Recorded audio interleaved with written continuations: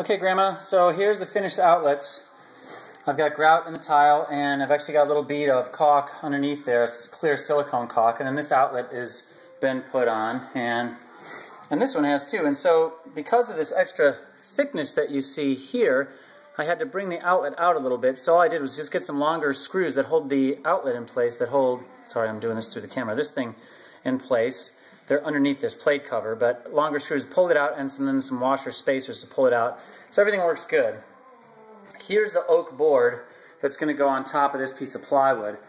And I made two little mistakes, but I'm going to get over them. This one here, I left this long on purpose, but I can see now that I'm going to have to cut this back, because what's going to happen here, I'll show you. This board will be cut to length too. You can see how long this is.